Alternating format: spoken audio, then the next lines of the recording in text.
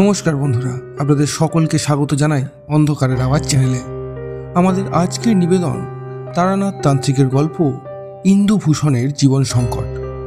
আপনাদের সকলের কাছে অনুরোধ, গল্পটি সম্পূর্ণ শুনুন এবং কেমন লাগলো অবশ্যই আমাদের কমেন্টের মাধ্যমে জানান।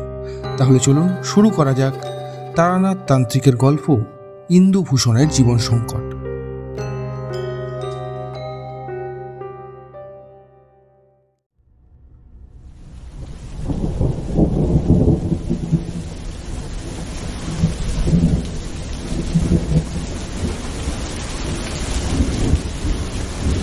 সকাল থেকেই বিচ্ছিরি বৃষ্টি শুরু হয়েছে। আজ বিকেলের আগে থামবে বলে একদম মনে হয় না। বসে বসে ভাবছি, অনেকদিন তো হয়ে গেল কিশোরী আর এদিকে আসেনি এবং আমাদেরও আর তারানাথের বাড়ি যাওয়া হয়নি। মনটা বড্ড ব্যাকুল হয়ে পড়ল তারানাথের গৃহে যাবার জন্য। এমন বৃষ্টিমুখরিত পরিবেশে যেন তারানাথের গল্প প্রাণ পায়। তারানাথের বলা কাহিনী যে কতখানি বিশ্বাসযোগ্য তা আমি নিজেও জানি না, তবে মানুষটির সেই গল্প বলার মধ্যে এমন একটা ব্যাপার রয়েছে যাতে বারে বারে মুগ্ধ হতে হয় আমাদের। তারানাথের বলা গা ছমছমে কাহিনী শুনে আমাদের যেমন প্রচণ্ড ভয়ে শরীরে কাঁটা দিয়ে ওঠে, আবার ঠিক তেমনই কোনো কোনো গল্প শুনে অগাধ ভক্তিতে নিজের অজান্তেই অশ্রু বাড়ি গড়িয়ে পড়ে চোখ দিয়ে। শ্রাবণের এমন মিশমিশে কালো মেঘ সাথে বৃষ্টি পরিবেশটাকে বড় শীতল করে তুলেছে। মাঝে মধ্যে ঝোড়ো বাতাস এসে তছনছ করে দিচ্ছে সকল কিছু। সমগ্র গগন জুড়ে মেঘের অবাধ আনাগোনার জন্য দিনের আলো পরিমাণে আজ খুবই কম। খিচুড়ি, আলুর দম আর বেগুন ভাজা খেয়ে কি করব ভাবছি। এমন আবহে যেন কোনো কাজেই সঠিকভাবে মন বসানো যায় না। ঠিক এইরূপ অবস্থায় হঠাৎ দেখি দরজায় খটখট করে কড়া নাড়ার শব্দ হলো, আর সেই শব্দের পিছন পিছন শোনা গেল কিশোরীর গলা। ঘরের দরজা খুলতেই মুখ বাড়িয়ে কিশোরী হাসতে হাসতে বলল, কি হে, এমন বাদলার দিনে ঘরে বসে বসে তোমার সময় কাটছে ভাইয়া? আমি মুখ বেজার করে বললাম, না হে কিশোরী, সময় যেন এগোতেই চাইছে না। আরে সেই জন্যই তো আজ একবার ভেবেছি তারানাথের বাড়ি মুখ হব। কি হে, নতুন কোনো জমজমাট গল্পের আশায় মটলিনে তো একবার যাওয়াই যায় নাকি? অবশ্যই যাওয়া যায়। আরে কথাটা তো তুমি নেহাত মন্দ বলনি। অনেকদিন হলো যাওয়া হয়নি মটলেনের ওই পরিচিত বাড়িটাতে। চলো একবার ঘুরেই আসা যাক। দাঁড়াও ভাইয়া, ছাতাগুলো বের করে আনি, যা বৃষ্টি নামছে ক্ষণে ক্ষণে, তাতে ছাতা না নিয়ে বের হলে ভারী মুশকিলে পড়তে হবে। এই বলে আমি তৈরি হয়ে নিলাম। তারপর দুজনে মিলে বেরিয়ে পড়লাম তারানাথের বাড়ির উদ্দেশ্যে।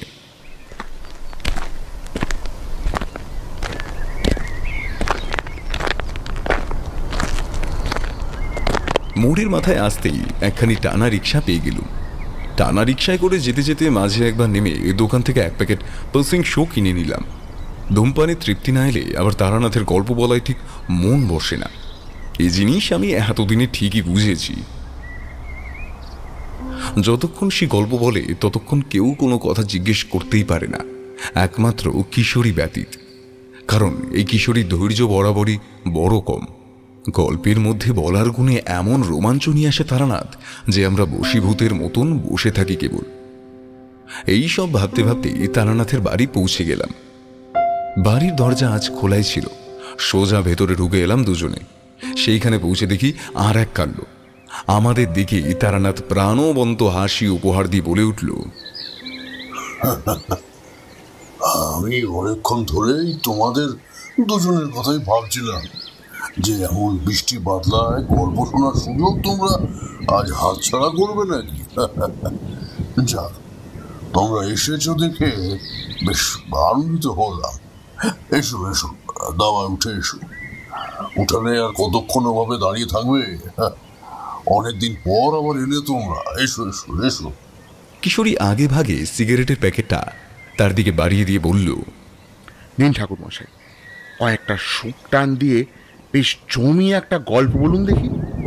ওহো, আর কতবার তোমাদের বলতে হবে যে আমি কোনো কিছু গল্প বলি না? ও সবই নিজ চোখে দেখা এক একটি ভয়াবহ বাস্তব ঘটনা। কিশোরীর কথায় তারানাথ ঠিক যতটা রেগে যায় আজ কিন্তু ততটা রাগল না। আমি এর থেকে পরিষ্কার বুঝলাম যে তার আজ মন অন্যান্য দিনের তুলনায় বেশ ভালো আছে। তারানাথের মন ভালো থাকার কারণটা অবশ্য পরে বোধগম্য হলো আমাদের। তারানাথ হাসি মুখে মেয়েকে ডাক দিল, চারি, চারিমা, ওমা, কয়েক পেলা চার চারটে মুড়ি মাখা দিয়ে যেত। যাই বাবা, একটু অপেক্ষা করো, আমি হাতের কাজটা সেরেই যাচ্ছি। খানিকক্ষণ পর চারি এক থালা মুড়ি এনে দিয়ে গেল তক্তার উপর, সাথে আবার লবণ, কাঁচা লঙ্কা, অঙ্কুরিত ছোলা, ভিজে আর মেঠো শশা। সেগুলো সদ্ব্যবহার করতে আরম্ভ করলাম আমরা। মুড়ি চিবুতে চিবুতে ধুমায়িত উষ্ণ চায়ে ঠোঁট বসালাম। কিশোরী হঠাৎ বলল, আচ্ছা ঠাকুরমশাই, উনি কে? ওনাকে তো আপনার বাড়িতে এর আগে কখনো দেখিনি। কিশোরীর কথায় আমিও সামনের দিকে তাকাতেই দেখলাম প্রায় তারানাথেরই সমবয়স্ক এক সুপুরুষ তার গৃহ হতে বের হচ্ছে। কিশোরীর প্রশ্নের উত্তর দিল তারানাথ, আরে ও আমার বাল্যকালের পরম প্রিয় এক বন্ধু, বুঝলে? ও ছিল আমাদের সবচেয়ে ঘনিষ্ঠ এবং কাছের বন্ধুদের মধ্যে একজন। ওর নাম ইন্দু, ইন্দু ভূষণ। আরে ইন্দু, একবার ঠিক এদিকে আয় তো, আয় আয় আয়। তারানাথের কথায় তার বন্ধু এসে বলল তার ঠিক পাশে। কিশোরীর কৌতূহল বরাবরই বড্ড বেশি। সে নিজের অদম্য কৌতূহল আর কিছুতেই নিয়ন্ত্রণ করতে পারল না, মুখ ফুটে জিজ্ঞাসা করেই ফেলল, আচ্ছা ঠাকুরমশাই, আপনার এই বন্ধুটি কি করেন? ওকে তুমি একাধারে গুণী বলতে পারো, আবার একাধারে কবিরাজও বলতেই পারো। আবার তন্ত্রবিদ্যায় কম বেশি জ্ঞান থাকার কারণে আমার মতো ওকে তান্ত্রিকও বলা যায়। আমি এই এতক্ষণে বুঝলাম যে কেন তারানাথের আজ মন এত প্রফুল্ল। বহুদিন পর বন্ধুর সাথে দেখা সাক্ষাৎ হলে মানুষ একটু একটু আবেগপ্রবণ হয়ে পড়ে, এটাই তো স্বাভাবিক। তারানাথের কথায় ইন্দুবাবু একটু রেগে গিয়ে কড়া সুরে বলেন, তোর মতো তান্ত্রিক না ভাই আমি। তন্ত্রের একটু আধটু দিক জানলেও তন্ত্রের প্রতি অগাধ জ্ঞান কিংবা তোর মতো অত শক্তি, দুটোর কোনোটাই আমার নিঃসন্দেহেই নেই। তবে প্রেতাত্মা ভর করলে বা কেউ অনিষ্ট করতে চাইলে আমি সেসব একটু আধটু রুখে দিতে জানি। বাহ, তবে তো দারুণ ব্যাপার। আজকে বরং আপনাদের একটা অভিজ্ঞতার কাহিনী শোনা।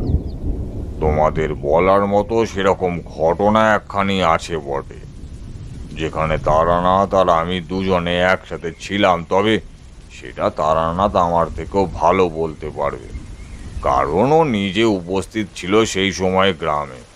কিরে তারা, বলবি নাকি সেই অবিনাশের কাহিনীটা? এরা ব্যাপারটা ঠিক ভালোভাবে নেবে না রে বন্ধু। এমনিও এরা আমার বলা সত্য কাহিনী খুব একটা বিশ্বাস করে বলে তো আমার মনে হয় না। নিজেকে গল্প শোনার জন্যই ওরা আসে। কিশোরীর চাঁদপানা বদনে তারানাথ এবং তার বন্ধু ইন্দুবাবুর দিকে আরো দুটি সিগারেট এগিয়ে দিয়ে বলল, নিন, একটু মৌজ করে তামাক সেবন করুন তো দেখি। গল্পের আসর পুরো জমে যাবে, এই কয়ে দিলাম। তারানাথ হাতের শেষ হয়ে যাওয়া সিগারেটটা ছাইদানি হিসেবে ব্যবহৃত নারকেল মালার মধ্যে গুজে দিয়ে কিশোরীর দেওয়া আরেকটা সিগারেট ধরিয়ে নিয়ে বেশ মজ করে টান দিল কয়েকটা।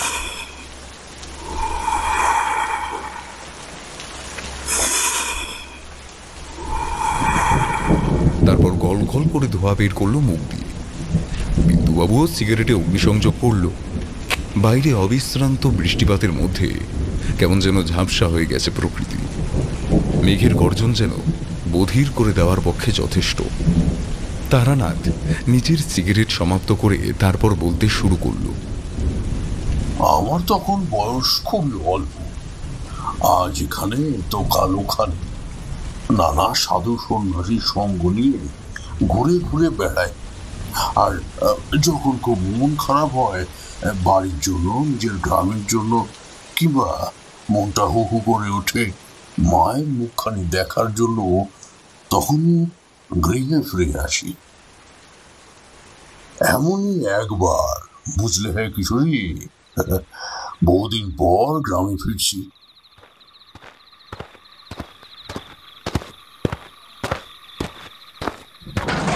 রাত্রিবেলায় আচমকা বলা নেই কওয়া নেই ঝমঝম করে বৃষ্টি আরম্ভ হলো, আর তার সাথে এক বিধ্বংসী হওয়ার ঘূর্ণিঝড়। গ্রামে ঢোকার ঠিক মুখেই মর্মর শব্দ করে একটা বৃহৎ কদম গাছের অপলকা ডাল ভেঙে পড়লো সোজাসুজি আমার উপর। চোখের সামনে সমস্ত কিছু যেন কেমন ঘোলাটে হয়ে গেল। ঈশ্বরের আশীর্বাদ ও কাল ভৈরবের অসীম করুণায় বিশেষ কোনো গুরুতর আঘাতের হাত থেকে আমি বেঁচে গিয়েছিলাম। অজ্ঞান অবস্থায় আমায় উদ্ধার করেছিল আমাদের গায়ের কটা ছেলেগুলোর দল। তারা একেবারে আমাকে এই হিন্দুর কাছে নিয়ে গিয়েছিল। হিন্দু আমাকে দেখে বেশ কয়েকটা গাছগাছালি পাতা খাইয়ে দিল ও ক্ষতস্থানে প্রলেপ লাগিয়ে দিল। সুস্থ বোধ করতেই আমি আমার ঘরে ফিরে এলাম। হিন্দু আমার সঙ্গে আমার ঘরে এলো। তারপর তারপর কি হলো ঠাকুরমশাই? কি আবার হবে, আমাকে দেখে পরিবারের সকলে যেমন একদিকে আনন্দে আত্মহারা হয়ে পড়ল, আবার ঠিক তেমনি অন্যদিকে আমার গায়ে আঘাত দেখে এবারে চিন্তিত হয়ে পড়ল। কিন্তু পরিবারের সকলকে শান্ত করে বলল, তোমরা কোনো চিন্তা করো না, আমি ওকে ওষুধ খাইয়ে দিয়েছি। তারানাথের গায়ের যাবতীয় চোট কিছুদিনের মধ্যেই সেরে যাবে, তোমরা নিশ্চিন্তে থাকতে পারো। সত্যি ইন্দুর মতো বন্ধু পাওয়া ভাগ্যের ব্যাপার। তারা, এবার কিন্তু তুই আমার একটু বেশি বেশি প্রশংসা করে ফেলছিস ভাই। আরে না না, একদম বেশি প্রশংসা করছি না রে। যাহা দিবালোকের মতো সত্য সেই কইছি। উপকারীর উপকার স্বীকার করতে আপত্তি কোথায়? কিশোরীর বরাবরই ধৈর্য বড় কম। তারানাথ আর ইন্দুবাবু গল্প বলা থেকে বেরিয়ে পড়ে তারা তাদের নিজেদের মতো কথোপকথনে অত্যন্ত ব্যস্ত হয়ে পড়েছে দেখে সে আর থাকতে না পেরে বলে উঠল, আগে ঠাকুরমশাই তারপরের ঘটনা বলুন। হ্যাঁ, সেই কথাই বলি, শোনো তবে। আসলে কি বলতো, বহুকাল পর আমার দুই বন্ধু মিলিত হয়েছি তো, তাই বহু পুরাতন কথা মনে পড়ে যাচ্ছে। মনের মধ্যে মলিন হয়ে যাওয়া স্মৃতিও যেন আজ ডানা মেলে উড়ে আসতে চাইছে বর্তমান সময়। চলো আর বেশি কথা না বাড়িয়ে বরং ইন্দুর সাথে মিলে যে মানুষরূপী শয়তান তান্ত্রিককে আমরা সায়স্তা করে তাকে সৎ পথে ফিরিয়ে এনেছিল, সেই কথাটাই আজ তোমাদের বলতে হবে। এই বলে তারানাথ ডাক দিল, চারিমা, আর চা কাপ চা করে দিয়ে যা দেখি মা। চারি বাবার কথা মতো খানিকক্ষণের মধ্যে চারজনের জন্য 4 কাপ চা দিয়ে গেল। তারানাথ চায়ের কাপে চুমুক দিয়ে গলাটা ঝেড়ে নিয়ে ফের বলা শুরু করল,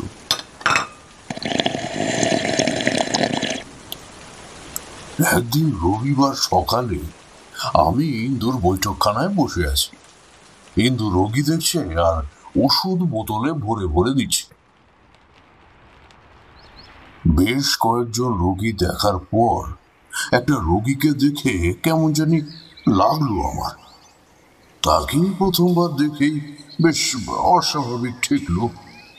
অনেকক্ষণ থেকে আমার সন্দেহ হচ্ছিল যে তার সাথে অশুভ কিছু ঘটেছে। আমি তো আগে ভাগেই বলেছি যে আমি কোনো অশুভ জিনিস বা ইঙ্গিত খুব আগে থেকেই বুঝতে পারি। একটা অদ্ভুত কালো ছায়া আমি দেখতে পাই সেই বিপদগ্রস্ত মানুষটির চারপাশে। ইন্দুকে আমি নিচু স্বরে বললাম, এই ইন্দু, তোর ওই রোগীটাকে একবার আমার কাছে ডাকতো। আমার কথা মতো ইন্দু ডাকলো তাকে। সে আসতেই দেখি তার জামাহীন খালি গায়ে কালো কালো ছোপ। সেগুলো শুধু আমি দেখতে পাচ্ছি না।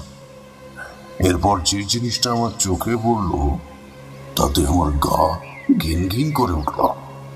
লোকটির পায়ের কাছে একটা বিশ্রী রকমের বেশ অনেকটা জায়গা জুড়ে বড় সড়ো দগদগে ঘা আছে, যেটা থেকে বদ রক্ত নিঃসৃত হচ্ছে এবং এক বিশ্রী কটু গন্ধ বের হচ্ছে। ইন্দু নয়। এবার আমি তাকে বসতে বলে প্রশ্ন করলাম, আরে তুমি আগে বসো তো এখানে। তা বলো, তোমার নাম কি হে? হ্যাঁ, আর পায়ে এমন ঘায়ের সৃষ্টি হলো কি করে? আগে এই অধমের নাম বটকেশ্বর। জানি না বাপে চর্মরোগের হেতু কি, ঘা যেন সারতেই চায় না। ইন্দু নানা রকম ওষুধ গাছগাছালি বাটার প্রলেপ লাগিয়েও কোনো ফল হয়নি। আগে বেশ কয়েকবার ইন্দুকে দেখিয়ে পথ্য ওষুধ খেয়ে সেরে গিয়েও ঘা খান, কিন্তু ফের গেজিয়ে উঠেছে কিছুদিন যেতে না যেতেই। ইন্দু, তুই বরং বটকেশ্বর বাবুকে সাময়িক কিছুদিনের জন্য ঔষধ দিয়ে দে, তারপর আমি দেখছি ব্যাপারটা কেমন। কিন্তু যতটা সহজ ভাবছিস ততটা সহজ নয় কিন্তু এই বিষয়টা। তা আশা করি তুই নিজেও বুঝেছিস। ইন্দুও দেখলাম বেশ চিন্তিত হয়ে পড়েছে। বটকেশ্বর ঔষধ নিয়ে চলে যেতেই হঠাৎ দেখি একজন পরিঘি মুড়ি ভাবে ছুটে এসে হাঁপাতে হাঁপাতে বলল, ইন্দুদা, ইন্দুদা, ভিতরে আসবো? হ্যাঁ, অবশ্যই, ভিতরে এসো। বলো, এত অস্থির বা উদ্বিগ্ন দেখাচ্ছে কেন তোমাকে? কি হয়েছে এটা কি? আমাদের বাছুরটা দুধ খেতে পারছে না দাদা। হঠাৎ করে কাল অবধি যে বাছুর একেবারে সুস্থ স্বাভাবিক ছিল, আজ তার এমন আচমকা কি হলো বলো তো দেখি।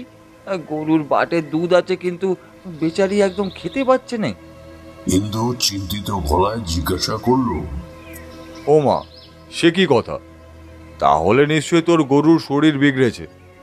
আমি বললাম, তাই তো মনে হচ্ছে রে ইন্দু, তবে বাছুরটিকে নিজে চোখে না দেখা পর্যন্ত ঠিক আমি কিছুই বলতে পারছি না এই মুহূর্তে।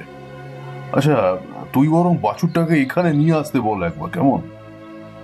আমার কথা মতো বাছুরটাকে আনা হলো বিন্দুর বাড়িতে। বাছুরটা আসতেই কেমন একটা বুটকা আষ্টি গন্ধ আমার নাকে এলো।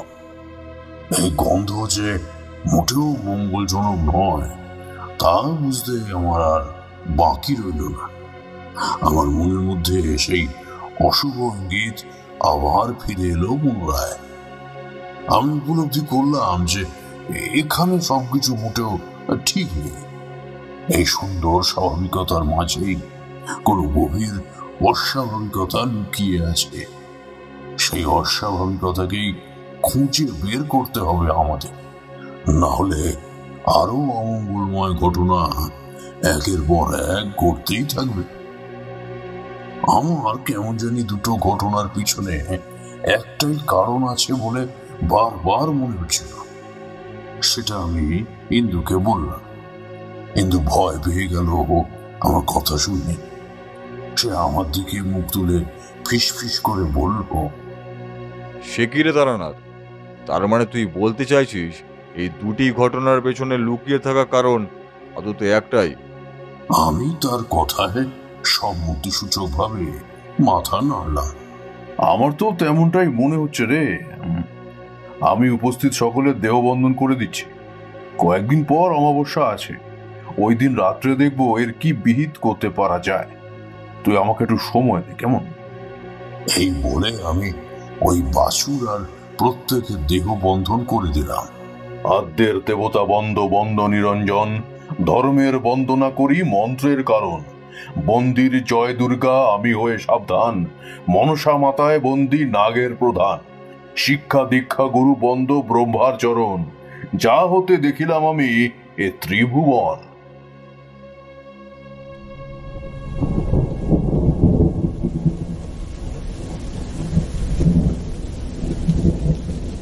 তিনবার যোগ করে আমি ওদের শরীরে ফু দিয়ে দিলাম। অন্তত একদিনের জন্য শরীর বন্ধ থাকবে। কোন অশুভ শক্তি সামান্যতম প্রভাবও ফেলতে পারবে না। আর ক্ষতি করা তো দূরের কথা। ইন্দুকে একটু জল আনতে বলে তাতে মন্ত্র পাঠ করলাম। সেই পবিত্র জল দিয়ে দিলাম ওদের সেটা ছাড়া আর অন্য কোনো জল যেন তারা স্পর্শ না করে, এটাও বলে দিলাম। উপস্থিত রোগীর দল প্রণাম করে সেখান থেকে চলে গেল। তবে আমার মনের মধ্যে সবচেয়ে বড় গুরুত্বপূর্ণ যে প্রশ্নটি উদয় হলো, তা হলো যে আমাদের গ্রামে এমন কোনো অপশক্তি আশ্রয় নিয়েছে যার কারণে সাধারণ মানুষ সহ পশু পাখিদের এই কঠিন রোগে পড়তে হচ্ছে। এই প্রশ্নের উত্তর আমাকে যত দ্রুত সম্ভব খুঁজে বের করতেই হবে, তা আমি দৃঢ় সংকল্প করলাম। ইন্দু আমাকে সান্ত্বনা দিয়ে পিঠে হাত রেখে বলল, এত ভাবিস না রে তারা, সব ঠিক হয়ে যাবে। এই রোগের পিছনে লুকায়িত মূল কারণ আমরা নিশ্চয়ই জানতে পারবো। তুই শুধু ঈশ্বরের উপর ভরসা রাখ। সারাদিন আমার চিন্তায় চিন্তায় কাটলো। রবিবারের দুপুরে মধ্যাহ্ন ভোজনের বসতেই আমার চোখ কপালে উঠল। ইন্দুর গিন্নি বেশ জমিয়ে খান সাথে পদ রেঁধেছিল। সেগুলো সদ ব্যবহার করে দুজনেই তামাক টেনে বেরোলাম কিছু গাছগাছড়ার সন্ধানে। দুজনে তারকের দোকানে বসে বিড়ি আর চা খাচ্ছি। ঠিক এমন সময় কানে এলো পাশের বেঞ্চে বসে থাকা দুজন গ্রামের প্রবীণ বৃদ্ধ নিজেদের মধ্যে আলোচনা করছেন। ভাই, আজকাল অবিনাশকে দেখেছো?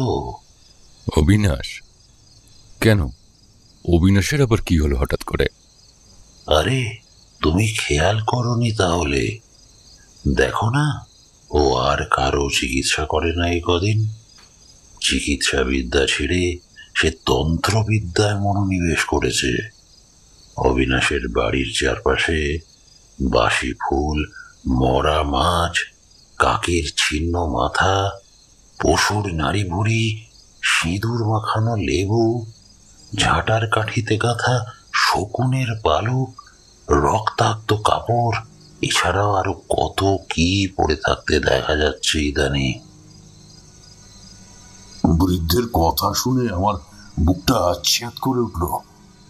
এতক্ষণ ধরে তিনি যা যা বলে গেলেন তা শুনে আমি এটুকু হাড়ে হাড়ে বুঝলাম যে অবিনাশ কোনো অহিতকর অশুভ তন্ত্র খেলায় মেতেছে এবং যার পরিণাম স্বরূপ গ্রাম জুড়ে মড়কের সৃষ্টি হচ্ছে। আমার সম্বিত ফিরল অন্য বৃদ্ধের কথায়। হ্যাঁ হ্যাঁ, কথাটা আমার কানে এসেছিল বটে, যে অবিনাশ কি সব শক্তিশালী গুপ্ত সাধনা মন্ত্র এ সমস্ত কিছু করছে। পাখি ধরে ধরে কৌটোয় পুড়ে নিয়ে তাদের জ্যান্ত আগুনে পোড়াচ্ছে। আমি কথাটা কানে শুনলেও নিজের চোখে দেখিনি কখনো। আচ্ছা, তুমি কি কখনো নিজের চোখে এইসব কর্মকাণ্ড দেখেছো ওকে করতে? হঠাৎ করে কি এমন হলো যে ওকে তন্ত্রের পথে পা বাড়াতে হলো? জানি না কি সেই কারণ, তবে ভাই তা একটু আধটু চোখে পড়েছে বটে। এই তো গত পরশু আমার নাতনি ওর বাড়ির সামনে দিয়ে এসে বলে মারাত্মক পেটের বেদনা শুরু হয়েছে। যদিও সে বেদনা আবার পরে সেরে গেছে, কিন্তু সে বেচারি এখনো আমাশয় রোগে খুব ভুগছে। আমি কান খাড়া করে শুনলাম সেই দুই প্রবীণদের কথোপকথন। তারপর তাদের অভিমুখে গিয়ে জিজ্ঞাসা করলাম, ও খুড়ো মশাই, তা এই অবিনাশটি কে গো? নতুন কোনো তান্ত্রিক এসেছে নাকি মোদের গ্রামে? আরে তারানাথ যে, আর বলো না বাবা। ও আসলে যে কি তা কেউ জানে না ঠিকঠাক ভাবে। কয়েক মাস আগে অবিনাশ সর্বপ্রথম গ্রামে এসেছিল। তখন সে জনসাধারণের জন্য চিকিৎসা করত, কিন্তু এখন আর চিকিৎসা করে না। যে একবার ওর চক্করে পড়েছে সে নির্ঘাত মরবে। তা লোকে ওর চক্করে পড়তে যাইবা কেন? আরে তারা না, আমাদের ইন্দু কবরেজ অনেক কঠিন রোগ ঠিক করে, একথা ধ্রুব সত্য। তবে সে রোগ সমূলে সারাতে অনেকটা সময় নেয়। এতে আমাদের উপকারী হয়, একেবারে ভিতর থেকে অসুখ সেরে যায়। কিন্তু তা বোঝে কজন বলো? অবিনাশের কাছে গেলে রোগী মোটামুটি একদিনের মধ্যেই সেরে ওঠে। এই তো এই রামুর পায়ে কাস্তে লেগে কেটে গেছিল কতটা, সেটা ইন্দু কবরেজ 1 সপ্তাহ ধরে সারাতে পারলে না। কিন্তু অবিনাশ সেটা দেখে একটা মন্তর পড়ে ওষুধ দিতেই 1 বেলার মধ্যে ঘা শুকিয়ে গেল। কিন্তু রামুর তারপরই শরীরটা প্রচণ্ড দুর্বল হয়ে পড়েছিল। আরও সুস্থ সবল স্বাভাবিক ছেলেটার মতো আচমকা মানসিক বিকৃতি দেখা দিল। চায়ের দোকানে বসে থাকা শীর্ণকায় রামু প্রায় কাঁদো কাঁদো স্বরে বলল, তোমরা একেবারে হক কথা বলেছ। ওই শয়তান অবিনাশের জন্যই আমার ছেলেটা অমন পাগলাটে হয়ে গেল গো। কি কুলক্ষণে যে আমি ওর দ্বারস্থ হয়েছিলাম তা স্বয়ং ঈশ্বরই জানেন। আমি এবং ইন্দু বেশিক্ষণ সেখানে আর বসলাম না। কিরকম একটা বিপদের আভাস পাচ্ছিল আমার হৃদয়। ঠিক, আমি জানি এই আভাস মোটেও মিথ্যা হওয়ার নয়। রাস্তায় আস্তে আস্তে ইন্দু আমায় বলল, অবিনাশ লোকটা সুবিধার নয় রে তারানাথ, মোটে সুবিধার নয়। হ্যাঁ রে, আমারও তো তেমনটাই মনে হচ্ছে। তোর কি মনে হয় ও রোগীদের কি রোগগুলো মন্ত্র বলে সাময়িক কবজা করে দিচ্ছে এবং পরবর্তীতে আরো ভয়ানক কোনো বিপদের মুখে ঠেলে দিচ্ছে তাদের ও ওদের সমগ্র পরিবারের মানুষজনকে? হ্যাঁ, তাছাড়া আবার কি ভাই, আমি জানি ও কেন এমনটা করছে। তুই জানিস? আচ্ছা বলতো শুনি, কি সেই কারণ? অবিনাশ চায় না যে এই গ্রামে আর কোনো কবিরাজ থাকুক, এতে তার ব্যবসায় লোকসান হবে। প্রথম কারণ এটা, আর দ্বিতীয় কারণটা হলো নিরীহ মানুষের সর্বনাশ করা। এবার আমি কোথায় যাই বল দেখি, এক্ষেত্রে আমার কি দোষ? চিন্তা করিস না ভাই, অন্যায়ের সাথে কোনোদিনও আপোষ করতে নেই, জানিস তো। আজ রাতে নিশ্চয়ই সাক্ষাৎ হবে সেই অবিনাশ তান্ত্রিকের সাথে, তখন দেখি ও কিভাবে বাঁচে আমার হাত থেকে। তুই চিন্তা করিস না। এইসব আলোচনা করতে করতে আমরা বাড়ি ফিরছিলাম। হঠাৎ দেখি একটা কুকুরছানা পথের ধারে আহত অবস্থায় শুয়ে আছে। ওকে দেখে আঁতকে উঠল ইন্দু। এ কি, এর এই হাল হলো কিভাবে? শরীরের চামড়া ভেদ করে পুঁজ রক্ত বেরিয়ে আসছে কেন? আরে ইন্দু, বুঝলি না, এসবই হলো ওই শয়তানটার কীর্তি রে। ও মানুষ নয়, সাক্ষাৎ আস্ত একখানা নরকের কীট। এইটুকু একটা বাচ্চা অবলা প্রাণী, তাকে ও রেহাই দেয়নি ওর ক্ষতিকর তন্ত্রবিদ্যার হাত থেকে। ছি ছি ছি ছি ছি। হে পরমেশ্বর, আপনি সমগ্র প্রাণীকুলকে রক্ষা করুন ওই শয়তান তান্ত্রিকের হাত থেকে। বাচ্চা কুকুরটার এমন কষ্ট দেখে করুণ সুরে ইন্দু বলল, ভাই একে যাই হোক করে বাঁচা, বেচারা একদম উঠতে পারছে না রে, বোধহয় খিদেও পেয়েছে। আমারও কেমন দয়া হলো। আমি অদূরে পুকুর থেকে আঁচড়া ভরে ইন্দুকে জল আনতে বললাম। সে জল আনতেই আমি তাতে দক্ষিণ হস্তের মধ্যমা অঙ্গুলি ডুবিয়ে পরমেশ্বরকে স্মরণ করে 3 বার উচ্চারণ করলাম, ওং গঙ্গে চ যমুনে চৈব গোদাবরী সরস্বতী নর্মদে সিন্ধু কাবেরী জলহস্মিন সন্নিধং কুরু ওং তৎসৎ ওং তৎসৎ ওং তৎসৎ। এবার ওই পরিশুদ্ধ জল আঙুলে করে নিয়ে সেই কুকুরছানার চারিদিকে একটা ত্রিভুজ আঁকলাম, আর সেই ত্রিভুজটাকে বেষ্টন করে আর একটা চতুর্ভুজ। এবার করজোড়ে উচ্চ কণ্ঠে উচ্চারণ করলাম, ওম সর্বমঙ্গল মাঙ্গল্যে শিবে সর্বার্থ সাধিকে শরণ্যে ত্রম্বকে গৌরী নারায়ণী নমস্তুতে শরণাগত দীনার্থ পরিত্রাণ পরায়ণে সর্বস্বার্থী হরে দেবী নারায়ণী নমস্তুতে। এইভাবে 2-3 বলার পর দেখি কুকুরছানাটা আস্তে আস্তে উঠে বসলো। তারপর আমাদের দিকেই পা টেনে টেনে ছুটে পড়ালো। আমি ইন্দুকে বললাম, নে, আর একটুও মন খারাপ করিস না, কুকুর শাবকটি এখন সম্পূর্ণ বিপদমুক্ত। আমাদের দিকে ভয় পেয়েছে হয়তো, তাই পালিয়েছে। সম্ভবত ওর শরীর থেকে আবেগ আর বাকশক্তি কেড়ে নিয়েছিল ওই অবিনাশতান্ত্রিক। তার পরিবর্তে ভরে দিয়েছিল এক নিদারুণ যন্ত্রণা। যাই হোক, সেই কুকুরটা পলায়ন করতেই আমরাও বাড়ি ফিরে এলাম। এসে দুজনের দাওয়ায় বসে ভাবছি যে কি করে ওই শয়তানকে বশে আনা যায়। এমন সময় বাড়ির ভিতর থেকে তামাক সেজে দিয়ে গেল একজন। মাথায় একরাশ চিন্তা নিয়ে তামাকে টান দিলাম আমি।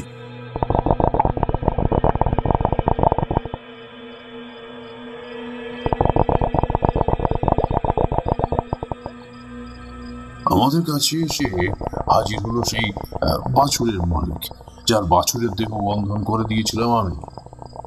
সে আমার পা জড়িয়ে ধরতেই আমি তার হাত সরিয়ে দিয়ে বললাম, আহা, করছো কি? পা থেকে হাত সরাও কইছি। তোমরা না থাকলে বাছুরটারে আর প্রাণে বাঁচাতে পারতুম না। আমি ওরে বাড়ি নিয়ে গেলুম, আর যাবার পর থেকে ও মায়ের দুধ খেতে আরম্ভ করেছে। বাহ, এ তো দারুণ খবর। তা আর অন্য কোনো সমস্যা হয়েছে নাকি কিছু? না, আর কোনো সমস্যা হয়নি। তাই তো তোমাদের তড়িঘড়ি সব কাজ ফেলে ধন্যবাদ জানাতে এলুম। এই বলে এসে অন্যত্র চলে যাওয়ার উপক্রম হতেই আমি তাকে বললাম, শোনো, তুমি তোমার হাতটা একবার মুঠি করো তো দেখি। আমি তার শরীরও ভালোভাবে বন্ধ করে দিলাম, যাতে তার শরীরে ওই তান্ত্রিকের কোনো প্রভাব না পড়ে। দেহ বন্ধন করে দিলে আর কোনো অশুভ শক্তি ক্ষতি করতে পারবে না ঠাকুরমশাই? না, যদি সঠিক পদ্ধতিতে এবং নির্ভুল উচ্চারণে দেহবন্ধন মন্ত্র পাঠ করা হয়, তাহলে যত বড়ই অপশক্তি হোক না কেন, তার সাধ্য নেই সে বন্ধন ভেঙে ফেলার। আজ অবধি যতবার আমি বিপদে পড়েছি না, ঠিক ততবারই ওইভাবেই বেঁচে ফিরে এসেছি আমি। ওকে গাত্রবন্ধন করে বাড়ি পাঠিয়ে দিলাম। তারপর আমি আর ইন্দু চপ ও মুড়ির সাথে সন্ধ্যার খাওয়াটা সারলাম। হঠাৎ কেমন যেন মরা বাসি মাছের মতো একটা দুর্গন্ধ আমার নাসারন্ধ্র হয়ে ঢুকে গেল দেহ অভ্যন্তরে। হাতের সামনে গ্লাসে যে জলটা ছিল, সেটা মন্ত্রপুত করে চারিদিকে ছিটিয়ে দিলাম। অপরাহ্নের আলো বুঝে একসময় নেমে এলো সন্ধ্যার গাঢ় অন্ধকার। সূর্যদেব সেদিনের মতো তার সমস্ত তেজরশ্মি বিলিয়ে দিয়ে ডুব দিলেন বিশ্রামের আশায়। ইন্দুর বউ আর বাচ্চাদের গৃহের সুরক্ষিত স্থানে বসিয়ে রেখে আমি আর ইন্দু দুজনে মিলে বাইরে বেরিয়ে এলাম। ঘুটঘুটে অন্ধকারেও যেন ঠিক দেখলাম দরজার সামনে কেউ একটা শ্যাঁত করে সরে গেল। একটা কাঁঠালি কলা, একটা পান পাতা, এক টুকরো সিঁদুর আর দুটো সুপারি রেখে গেছে তার বাড়ির ঠিক দোরগোড়ায়। আমি পরিষ্কার বুঝলাম এই সবই হলো নিম্নমানের তন্ত্রক্রিয়া বা এক প্রকারের টুকটাক, যা আমাদের অনিষ্ট সাধনের অভিপ্রায়ে এখানে রাখা হয়েছে।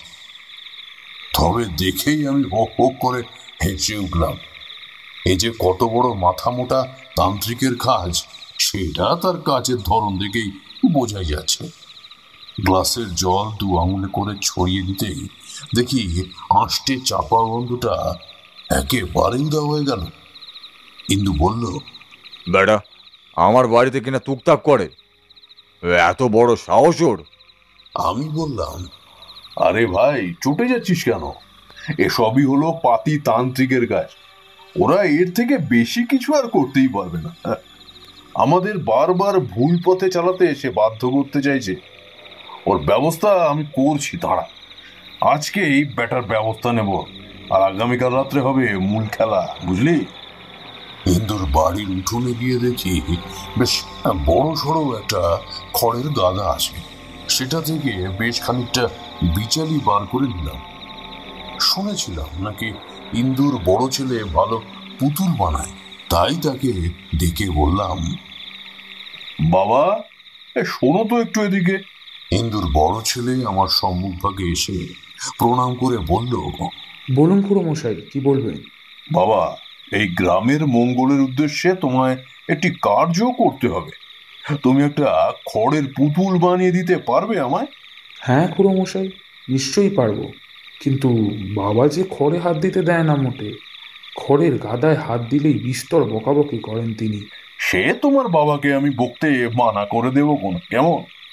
আমি তোমায় কথা দিচ্ছি, তিনি এতটুকুও তোমায় বকবেন না। তুমি শুধু পুতুলটি আমাকে বানিয়ে দাও। আচ্ছা খুড়োমশাই, আপনি যেমনটা চাইছেন ঠিক তেমনটাই করে দেবো।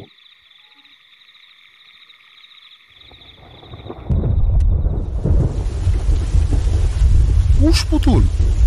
কুশপুতুল কি ঠাকুর মশাই? কুশপুতুল কি তা জানো না নিশ্চয়ই?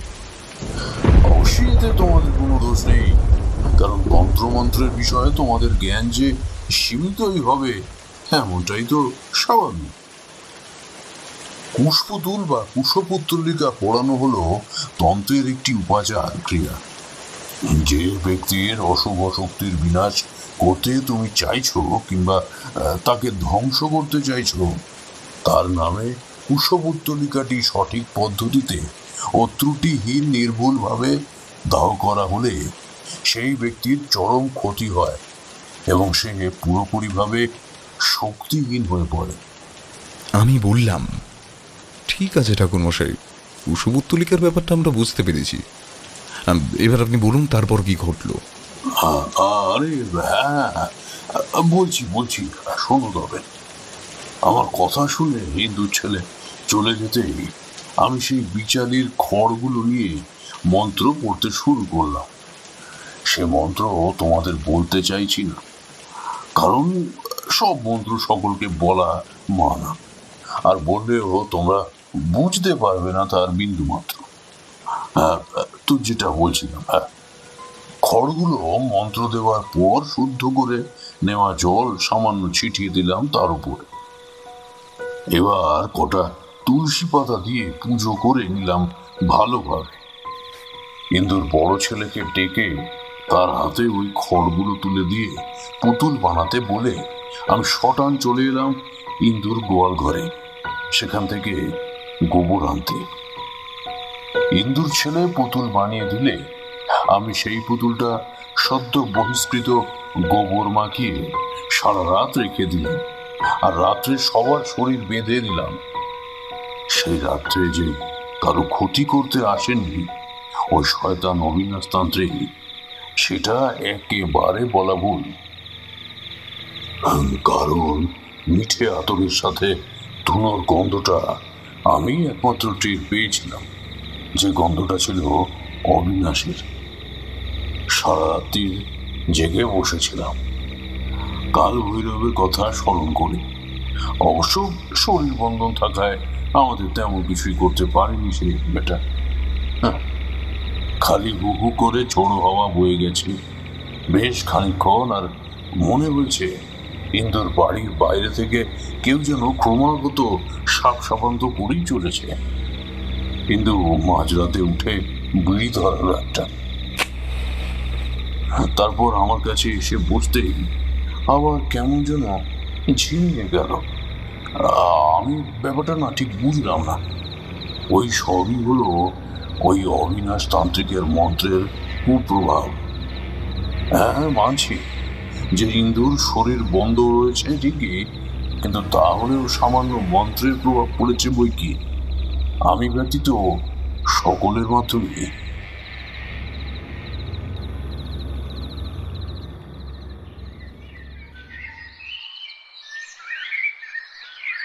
পরদিন সকালে হলো আরেক জ্বালা। দলে দলে সব লোকজন ছুটে এসে কান্নায় ফেটে পড়ল তাদের হিন্দু ঠাকুরের পায়। ঠাকুর ঠাকুর আমাদের বাঁচাও ঠাকুর।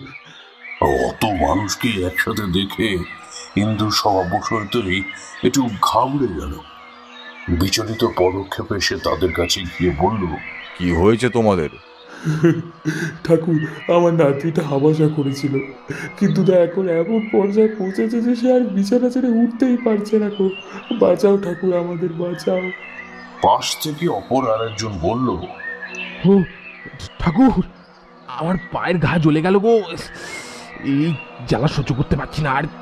ওহ, যেন মনে হচ্ছে এই জ্বলনের হাত থেকে রক্ষা পেতে আত্মহত্যা করতে হবে আমাকে। তুমি দয়া করে যে কোনোভাবে সুস্থ করো এই ঘা। একজন নারী কাপড়ের আঁচল দিয়ে চোখের জল মুছে বলল, তাও আমাদের লোকটা কাজ থেকে কাল রাতের থেকে বাড়ি ফেরেনি গা। কি সব শুরু হয়েছে আমাদের গ্রামে। এত জনের এত সমস্যায় ইন্দু পড়ল মহাফাবরে। সে আমাকে কাছে ডেকে বলল, তারা তুই এদের সামলা, আমি মহা জ্বালায় পড়েছি ভাই। কিছু একটা ব্যবস্থা কর এদের জন্য। ওই শয়তান অবিনাশের কোনো এক শাস্তির ব্যবস্থা না করলে আর যে চলছে না। আমি অবস্থা কি করি? সবাইকে একটু করে রোগ মুক্তি মন্ত্র পড়া প্রসাদ খেতে দিলাম। এতে সাময়িকভাবে আরাম পেল প্রত্যেকে। আমি কড়া আরো তৈরি করে দিতে বললাম ইন্দুকে। এরপর ইন্দুর বড় ছেলে তৈরি সেই কুশপুতুলটায় ভালোভাবে ধুতির মতো করে এক টুকরো কাপড় পরিয়ে দিলাম, আর ব্রাহ্মণের মতো পৈতা পরিয়ে দিলাম তার গলে। সোজা কথায় বললে একেবারে ব্রাহ্মণের মতো করে সাজালাম ওটাকে। এবার গঙ্গা জল ছিটিয়ে ছিটিয়ে দিয়ে পুজো করে নিলাম। আমার যে সাধন মার্গের তন্ত্রমন্ত্র জানা ছিল সেসব তো তোমরা জানোই। এবার সেই সমস্ত মন্ত্রের দ্বারা পুতুলটাতে প্রাণ সঞ্চার করতে লাগলাম। সঠিক পদ্ধতিতে ও সকল নিয়ম সুষ্ঠুভাবে মেনে পূজা আর্চা করতেই দেখলাম প্রাণ সঞ্চার হয়ে গেছে সেই কুশপুতুলটির মধ্যে। ঠাকুরমশাই, কুশপুতুলটির মধ্যে যে প্রাণ প্রতিষ্ঠা হয়েছে তা আপনি বুঝলেন কি করে? কিশোরীর প্রশ্নের জবাব তারানাথ নিজেই দিতে যাচ্ছিল, কিন্তু তাকে থামিয়ে ইন্দুবাবু বললেন, আরে বোঝা যায়, বোঝা যায়। তন্ত্রের প্রতি সামান্যতম জ্ঞান থাকলেই বিলক্ষণ বোঝা যায়। পুতুলটির ওজন পরিবর্তিত হয় তৎক্ষণাৎ এবং একটি বিশেষ গন্ধ নির্গত হয় তার গা থেকে। হ্যাঁ, ইন্দু একেবারে নির্ভুল বলেছে। এই পরিবর্তনগুলোই আমি সেদিন লক্ষ্য করেছিলাম। পুতুলটা একটু বেশ ভারী ভারী লাগছিল। আসলে এই যে পাকের উদ্দেশ্যে তৈরি করা হয়, তাকে তার পাপের বোঝা যেমন পুতুলটাও ঠিক তেমনই একটু ভারী হওয়ার কথা বাস্তবেও তাই ঘটেছিল। এক্ষেত্রে তো অত্যাধিক ভারী লাগছিল কুশপুতুলটিকে। ইন্দুর বাড়ির সকলের গাত্রবন্ধন করে দিলাম। তারপর সবাই মিলে রাত্রের খাওয়া দাওয়া শেষ করলাম। বেড়ে রেঁধেছিল ইন্দুর বউটা, এখনো জিভে লেগে আছে। ফোলা ফোলা ধুমাহিত লুচি আর গরম ঘুগনি, সাথে আবার বড় বড় বোঁটাওয়ালা বেগুন ভাজা, আর কাঁসার বাটিতে এক বাটি করে বাসমতি চালের পায়েস। আয়েস করে সকলে পেট পুরে খেয়ে নিলাম। খাওয়ার পর দেখলাম আমার আবার বেগ চেপেছে। আসলে কদিন ধরে বেশ ভালো মন্দ খাওয়া হচ্ছে কিনা তাই আর কি। ইন্দুর বাড়িতে সেরকম ব্যবস্থা ছিল না। প্রকৃতির ডাক এলে ঘটি হাতে ছুটতে হতো এই বাগানের দিকে। আমি একাই আগাছাময় সেই বাগানটার দিকে এগিয়ে গেলাম।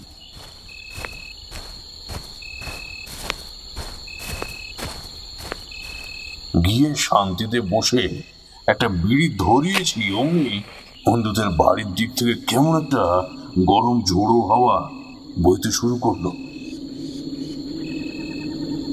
প্রথমটা আমি অতটা খেয়াল করিনি, কিন্তু বিড়িটা শেষ হওয়ার পর নাকে আঁশটে পোড়া পোড়া মতো সেই পরিচিত গন্ধটা পেলাম। ততক্ষণে আমার কাজ ছাড়া হয়ে গেছে। হাতের লণ্ঠনটা নিয়ে দৌড়ে ফিরে এসে দেখি ইন্দুর ছেলের পেটে প্রবল যন্ত্রণা হচ্ছে। আজ সকালে বাঁশ কাটতে গিয়ে একটা ছোট্ট ক্ষত হয়েছিল, সেটা আরো বড় আকার নিয়ে তার থেকে রস নির্গত হচ্ছে। আমার তো মাথায় আগুন জ্বলে উঠল। ইন্দুর ছেলের উপরে শেষমেশ দৃষ্টি দিল ওই বজ্জাত অবিনাশ। ইন্দুকে আমি বললাম, ভাই, আমি তো তোদের শরীর বেঁধে দিয়েছিলাম, তারপরেও এটা কি করে হলো? আসলে তারানাথ, হাওয়া উঠেছিল খুব জোরে বলে ছেলেটা উঠান থেকে শুকনো জামা আনতে গিয়েছিল। সর্বনাশ! তাহলে তো আমার মন্ত্রের কাজ শেষ হয়ে গেছে দেখছি। তবে এবার উপায় কি তারানাথ? আমি আবারও ইন্দুর ছেলের গাত্রবন্ধন করে দিতে লাগলাম। অবশেষে দেখি ইন্দুর ছেলের পিঠের ব্যথা কমে গেল।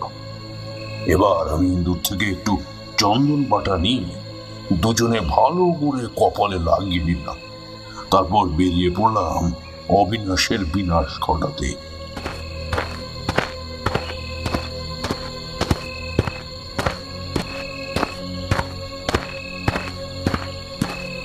ইন্দুর বাড়ি থেকে বেশ খানিকটা দূরে গিয়ে একটা ফাঁকা মাঠে দুজনে আয়েশ করে তন্ত্রক্রিয়ার সব কিছু জোগাড় করে বসলাম।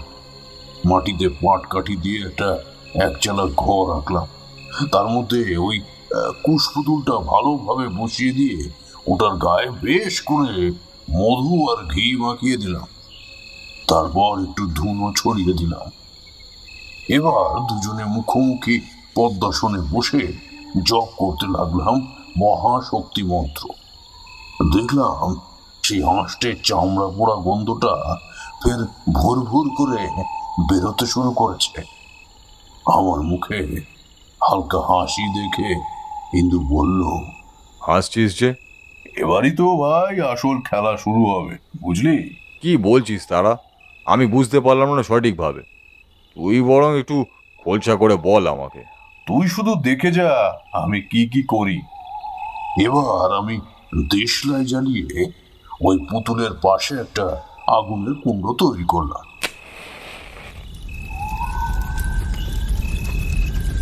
আর তাতে একের পর এক মন্ত্র দিয়ে পবিত্র বন্যী শিখার সৃষ্টি করতে আরম্ভ করলাম।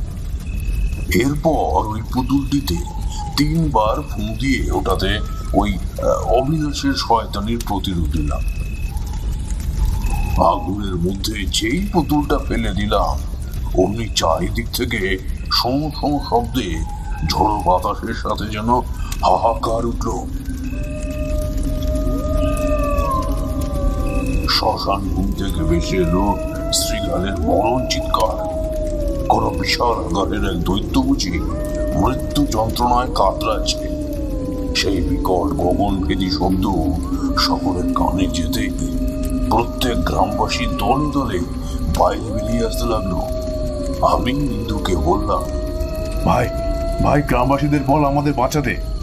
আমার মুখ থেকে এমন ধারা কথা শুনে কিন্তু মারাত্মক রকমের ভয় পেয়ে গেল। কম্পিত কণ্ঠে সে বলল, কেন, কি হলো আবার? আরে যা বলছি চুপচাপ তাই কর, এখন একটাও প্রশ্ন করিস না, কেমন? এক্ষুনি ওই অবিনাশ এসে আমাদের মারতে চাইবে। আমার কথা শেষ হতে না হতে কিন্তু অমনি সকলের উদ্দেশ্যে বলল, ভাই সকলে বাড়ি থেকে লাঠি সোটা নিয়ে এসো তাড়াতাড়ি, কারণ এতদিন যা যা ক্ষতির সম্মুখীন হয়েছি আমরা, আজ তার অবসান হবে। একজন তোমাদের সেই সুখ দেখতে না পেরে আমাদের মারতে আসবে, তোমরা তার হাত থেকে আমাদের বাঁচিও। তারা আমি তোমাদের জন্য জীবন বাজি রেখে আর শত্রুর বিনাশ করতে নেমেছি। ব্যাস, আর কিছু বলতে হলো না। সকলে মিলে মোটা মোটা লাঠি বললাম কাটারি নিয়ে হাজির হলো আমাদের কাছে। এরপর আরো মিনিটখানেক ধরে পুতুলটা আগুনে ঝলসানো হল। অবশেষে দেখা গেল সেই অবিনাশ তান্ত্রিক হাতে করে কিছু একটা নিয়ে তেড়ে আসছে আর মন্ত্র বলছে সমান। আমার কথা মতো সবাই তার দিকে তেড়ে যেতেই আমি তাদের প্রত্যেকের গাত্র বন্ধন করে দিলাম। এবার ওই অবিনাশ দেখি আমাদের দিকে একে একে অগ্নিবলয় নিক্ষেপ করতে শুরু করেছে। আমিও কৌশলে সেগুলো মন্ত্রের দ্বারা ওর দিকে ফিরিয়ে দিতে থাকলাম। সারা মাঠ অবিনাশের চিৎকারে থরথর করে কেঁপে উঠতে লাগলো। সবাই তখন দাঁড়িয়ে দাঁড়িয়ে আমাদের লড়াই দেখছে এক। বেশ অনেকক্ষণ ধরে লড়াইয়ের পর অবিনাশ অজ্ঞান হয়ে লুটিয়ে পড়ল মাটিতে। আমি সকলকে বললাম, ওকে গঙ্গা জলে স্নান করিয়ে দাও। একমাত্র গঙ্গার জলের সংস্পর্শে আসলে তবেই ওর যাবতীয় সমস্ত পাপ খণ্ডিত হবে এবং ও এক স্বচ্ছ পাপবিহীন সুন্দর জীবন উপভোগ করতে পারবে।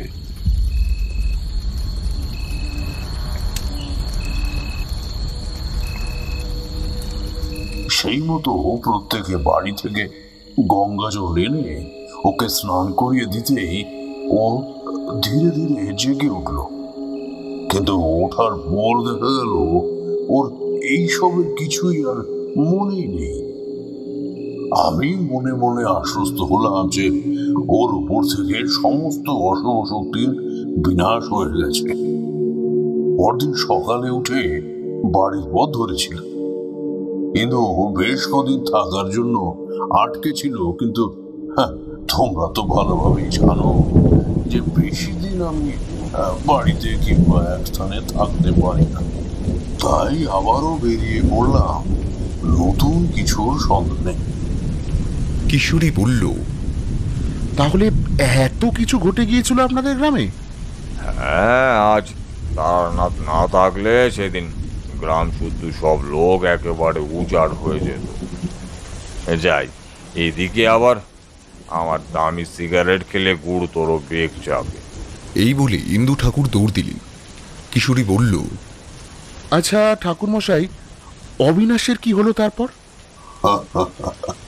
কি আবার কুশপুতুল দাহ করার পর যেই অবিনাশ অচৈতন্য হয়ে ভূমিতে লুটিয়ে পড়েছিল, জ্ঞান ফিরতে অবিনাশ নামক যে মানুষটিকে আমরা ফিরে পেলাম, তার সাথে পুরাতন হিংস্র অবিনাশের বিন্দু মাত্র সাদৃশ্য ছিল না।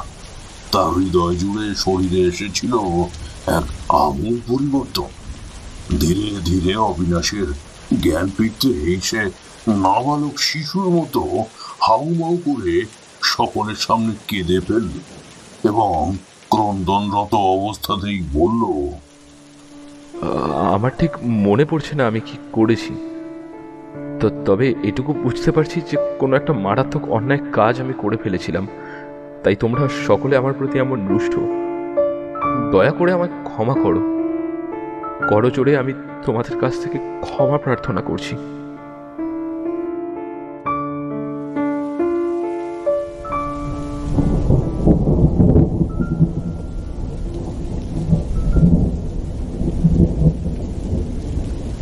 আপনি কি ওই অবিনাশকে ক্ষমা করে দিলেন ঠাকুর মশাই?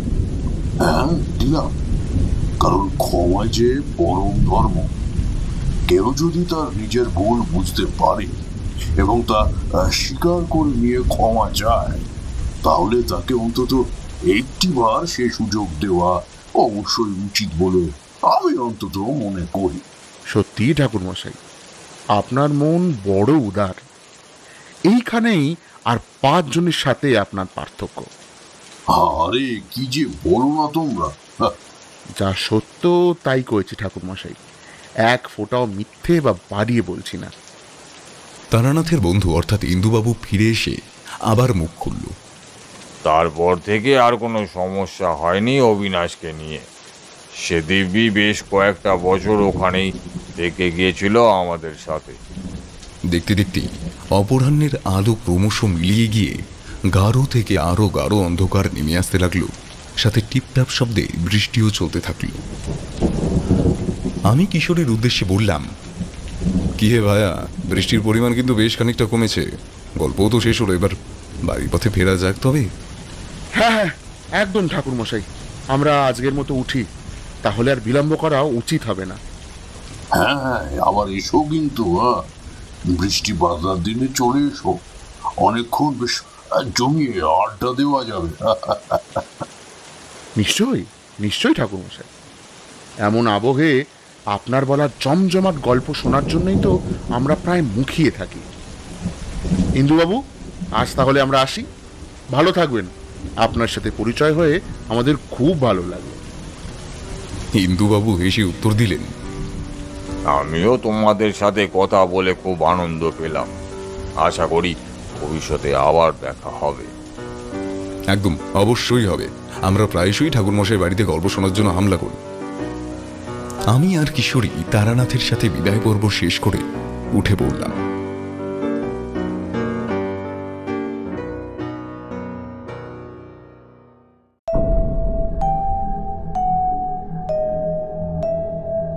শুনছিলেন তারানাথ তান্ত্রিকের গল্প ইন্দুভূষণের জীবন সংকট। গল্পটি কেমন লাগলো অবশ্যই আমাদের কমেন্টের মাধ্যমে জানান। যদি ভালো লেগে থাকে তাহলে একটি লাইক করবেন এবং এরকম আরও গল্প শুনতে সাবস্ক্রাইব করতে পারেন অন্ধকারের আওয়াজ। দেখা হবে পরবর্তী একটি ভিডিওতে। ততক্ষণের জন্য সবাই ভালো থাকুন, সুস্থ থাকুন। সকলকে অসংখ্য ধন্যবাদ।